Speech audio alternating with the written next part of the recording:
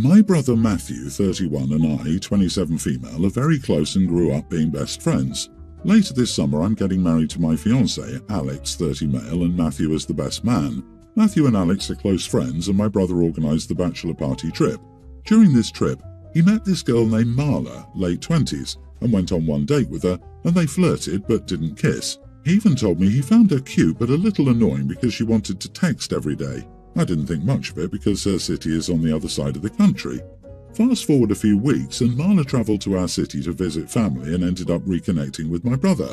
He fell for her hard and fast, and they decided by the end of her trip to try to date. Nothing against it, I thought it was very rushed. Still, I was in a long-distance relationship with Alex for a while because of life circumstances before we got engaged. Matthew asked me for Marla to be his date for the wedding reception and for the rehearsal dinner, which I again found a little premature but agreed nonetheless. More recently, I accidentally eavesdropped a conversation between Matthew and Alex, including some private discussions about Marla's intimate prowess. I pretended I didn't hear it, but I was extremely triggered because Alex seemed a little too interested. I was a little disgusted that my brother would discuss his intimacy like that. A few days later, Alex and I finally met Marla in person. She was nice and pretty, although I was surprised because she's not my brother's usual type. She's also from a different ethnic and religious background. No matter how much she tried socializing with me, I confess I was still upset and wasn't very nice to her. Matthew noticed and confronted me over text, so I called him and told him why I was upset and didn't want his girlfriend at the wedding. I did say some explicit things, called Marla names, which I regret, and told my brother that he wasn't in love, he was just in lust because she did some unusual bed stuff. Alex ended up hearing the call and tried reasoning with me. He did say he was sorry for engaging in this type of conversation.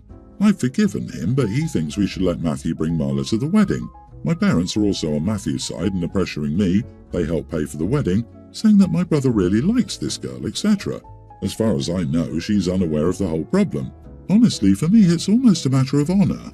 I don't see why I should have to see this person I don't know, even at my rehearsal dinner and reception, just because my brother is throwing a tantrum.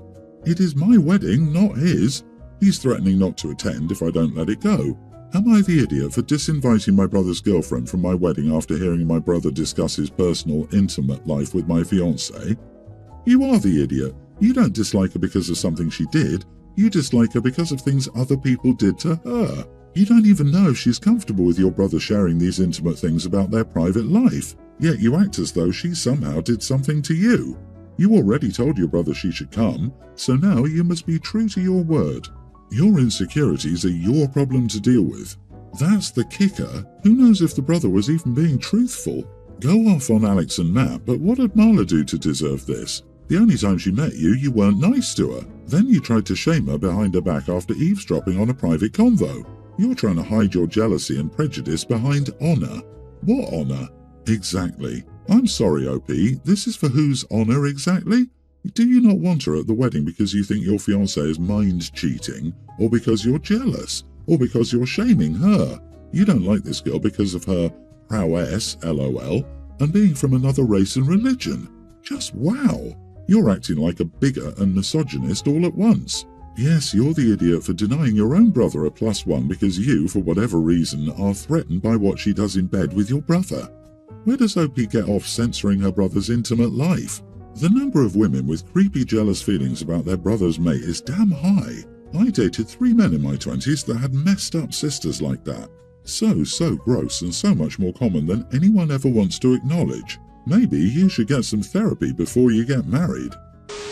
So I, a teen male, am on vacation with my family. The people on the trip are me, my parents, my Aunt Jen and my cousins Oliver, Tween and Luna, young grammar school. My mom is super airline savvy, so she managed to get us all seated together in a line. My parents and I were on one side of the aisle and my aunts and cousins were across from us. Anyway, I brought my tablet, which I bought with my own money, on the flight so I could watch Netflix, as it was a pretty long flight. About 20 minutes after takeoff, Luna starts fussing with her mom about something. I turn up the volume on my headphones. Then I feel a tap on my shoulder from Luna, who has the aisle seat. I'm also in the aisle seat. Dialogue is rough since my memory isn't the best. Luna: "Hey, Mommy said I can play on your tablet, give it to me." Me: "No, I'm using it right now, if you ask nicely when I'm done with my episode." Luna: "But she said I could." Me: "I don't care." Luna: "Huff: Mummy, I can play with my name's tablet, right?" Jen, that's right, honey. Luna, see? She said so. Me, it's my tablet, not your mom's. She can't make me give it to you like she can with Oliver. Now leave me alone. I then put my headphones back on and turn up the volume again, drowning out any more whining. About 20 minutes later, my dad taps me on the shoulder and asks if my episode is over because my cousins are getting pretty noisy and my aunt needs a break. I can definitely hear both of them whining and borderline yelling at my aunt that they're bored. Here's where I might be the idiot. I decided that I wanted to keep watching my show and that entertaining my cousins wasn't my job. I say that if Luna can ask nicely, she and Oliver can play for 10 minutes, knowing full well that Luna won't ask nicely because she's spoiled. Jen, hey Luna, ask my name nicely if you can play. Luna, my name, can I play? Me, what's the magic word? Luna, give it. Me, sorry, that's not the magic word, you don't get to play. I put my headphones back on and turned the volume back up, keeping it that way for the rest of the flight, save for the few times my parents asked me to give my cousins another chance, to which I said no. After the flight, my mum said that what I did was petty and made things unnecessarily difficult for my aunt on the flight. I know what I did was petty, but does it make me an idiot? Not the idiot. Your aunt is teaching your cousins to be entitled, and your parents are enabling her. Good job for standing your ground.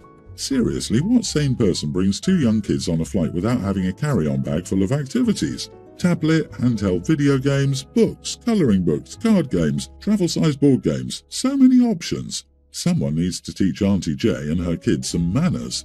How does Auntie J think she can give permission to use something that isn't hers? And Luna hasn't a clue about politely asking. Well, how could she? Her mom can't teach her how to behave because she doesn't know how to herself. Good on you for showing them their tactics don't work. Yes, this is my observation too. Aunt J doesn't have boundaries, and Luna hasn't learned how to be polite and execute good manners. Bad manners should not be rewarded. OP, ask your parents why they didn't hand over their smartphones to make your aunt's flight easier if it was so important to them. So I, 39 male, live with my wife across the street from a family, Dan and Gina, and their 3 kids, the oldest of which is a young teen boy named Max. I recently took a week-long vacation and made a deal with Max, communication with his parents, that if he came to my house once a day when I was gone to care for my cat, I'd pay him $50. He had 3 main tasks: refill her water dish and automatic feeder, brush her, clean her litter box every other day. When I returned, I found my poor kitty noticeably skinnier, with knots in her fur and a litter box with a week's worth of urine and feces. I took the next hour to give my kitty some TLC and make up for Max's incompetence. The next day, Gina and Max rang my doorbell and Gina conversed politely before asking about the money. I told her how badly Max had cared for my cat and Gina apologised. She then said that, due to his actions, that it would be fine to pay him only $20. I told her no, I would not be paying him anything because it was clear that he never came over at all. Gina argued that I couldn't know that. True, I don't have cameras, and that he's just a kid and he sacrificed his free time to get paid. That I should at least give him $10 as a learning experience. I refused and shut the door on them. Now, I respect workers and their time, and I understand that when you hire someone, you pay for their time and their skill. I think Max didn't give his skill, and I have a strong suspicion that he didn't give his time either. However, I realise I could be wrong, and I don't want to make trouble between my wife and Gina as they're good friends. Am I the idiot? Not the idiot. You don't get consolation prizes for not showing up at work in the real world, and Max should learn that now. Your boss isn't going to give you part of your pay. No call, no show. You get fired. The fact that his mother apologised to you instead of Max shows he learned nothing. Oh, I hope your kitty is okay. What enrages me is that the cat could have become very sick from a lack of water, and Gina knows he didn't do the work considering how quickly she dropped how much to pay the kid. Also, I bet she gave Max $50 herself so he wouldn't be disappointed. She absolutely did this, and one day she will yell at his boss for firing him. Max could have just shown up once, plopped a huge bowl of water and a big pile of cat food on the floor, and the cat wouldn't have been on the verge of dying. If the mom keeps harassing you, hand her a bill for your time spent convalescing your cat due to her kid's neglect. Also, see if any of your neighbours might have an outdoor security camera pointed at your house to see if he actually bothered to show up. I, 25 female, am dating Chris, 28 male, and we've been together for 2 years now and he's close with my family. For background, my family isn't extremely religious or anything, but are more on the traditional side in terms of certain behaviours where it's like, if you want to do it, just do it behind closed doors. So, for example, smoking or excessive drinking will definitely not pass in front of certain members. They don't care if you do it personally, but don't indulge when the family is gathered together. Chris is similar, so it hasn't been a problem when he's with my family and they respect that.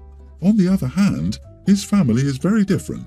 I don't mind when I'm with them, it's not a big deal for me personally. But the issue arose because my parents have a beach house. They hosted a gathering this past weekend and invited Chris's family to stop by to get to know them better. So Chris and I sat his family down in advance to let them know that we would appreciate it if they didn't drink too much and smoke, and to be courteous of cultural differences between the families regarding stuff like this. They came down and all was well with his parents, but his sister Lizzie, 22, was an absolute mess. As soon as she got there, she overindulged and kept trying to offer my underage cousins drinks, kept smoking around literal children, and took off her bathing suit top of the pool for tanning purposes in front of my entire family. My mom then kindly asked her to cover up, but Lizzie just looked at her and didn't do anything. It got to the point that my parents kept saying they were uncomfortable in their own home, so I pulled her aside to help her sober up and reminded her about what Chris and I asked regarding behaviour while here. Immediately, she started saying that Chris and I are misogynistic for trying to tell a grown woman how to wear her bikini, said you should never ask a woman to cover up for other people's comfort, and that she's a guest and my parents need to get over their archaic values. At this point, I just sternly asked her to leave, and she refused, but Chris forced her to and drove her home. But now, some of their relatives are texting both of us, saying my family is extremely rude, and that Chris shouldn't even think about marrying into such a conservative family, because we don't like certain kinds of behaviour. I don't think I did anything wrong because my parents deserve to kick people out from their home that disrespect their wishes and kindness. Also, I found it extremely disappointing that Lizzie knew beforehand what it would be like, still came, chose to behave exactly as I'd asked her not to. But regardless of how I explain my side, Chris's family basically hates me and thinks my family is full of uptight idiots. So now I'm worried I've ruined the relationship with his side if we choose to get married down the road. Am I the idiot? Should I just let it go? Whoa, this girl needs help. The public disturbance is not misogynistic in the slightest. You are not the idiot. Sounds like she went out of her way to be the worst house guest possible. She did everything possible to scandalize your parents and make them uncomfortable in their own home. Right? Sounds like Lizzie is on the Hot Mess Express. Choo-choo. It doesn't even matter that your family is conservative. It matters that the sister made no effort to be a good guest. Part of being a good guest is to read the room and behave in a way that matches the energy of other guests.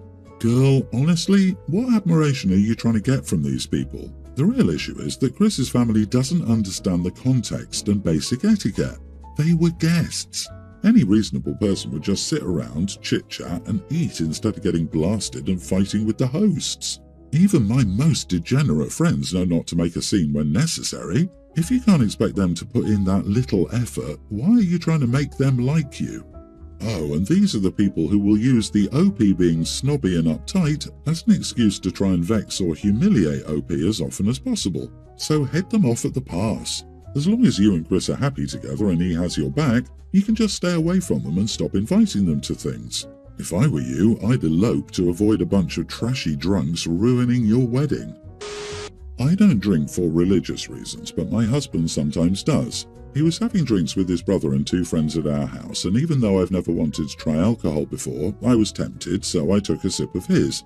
We've always shared food and drinks in the past, so I didn't expect him to be upset, but he got annoyed and snatched the glass away, asked me what I was doing, and told me I couldn't drink that. I told him I wanted to see what it tasted like, but he told me I couldn't drink it and that I should have asked him first. I said fine, but honestly I was annoyed as well. So I brought it up once our guests left and we fought over it because he told me I wasn't supposed to drink. My husband isn't religious, and even after I told him I wanted to try it, he wouldn't stop telling me I couldn't, so I don't know what his problem was. He kept saying that I wouldn't like it and how he thought I would get drunk easily, so it wasn't a good idea for me to drink. At one point he was going on about how I'd be throwing up and he'd have to look after me, which I thought was an exaggeration since I only had a small sip. Am I the idiot? Not the idiot. What a massive overreaction on his part. Given you say he's not religious, it makes absolutely no sense. I can only think of bad things, mainly that he sounds awfully controlling. It's obvious, but I'll say it anyway. If you're of legal age, which you are because you're married, you absolutely can drink alcohol. You shouldn't drink from his glass if he doesn't like it, but you can drink. You don't need his permission or approval. I don't know, it's a red flag, but without much more context, it's just an out-of-the-blue overreaction. Did he have something in that drink? I don't get it. He was weird. I doubt it. I think this is a case of you both being of the same religion. Still, he isn't religious, for him, but then expects women to follow the religion. Are there any female members of his family that drink? His sister? Mum? I put my $10 on this number. But wait, women aren't allowed to gamble, or vote, or have an opinion. He is trying to police your beliefs and how you practice your faith. In addition, there is a huge difference between having a sip and drinking. This is controlling behavior and not cool. It's a total red flag, OP. He's dishing up some straight-up misogyny here. If he doesn't act that way with other women, it's even more of a warning sign. It can be an indicator that he considers you a possession, not a person capable of making adult decisions. I don't think he cares if I follow our religion or not. At least he's never cared before, and he only converted so we could get married and doesn't really follow the religion. Still, we had to make other concessions for my religion, such as not allowing certain foods in the house and other things. Also, there are women in his family that drink, but they're all atheists or non-religious.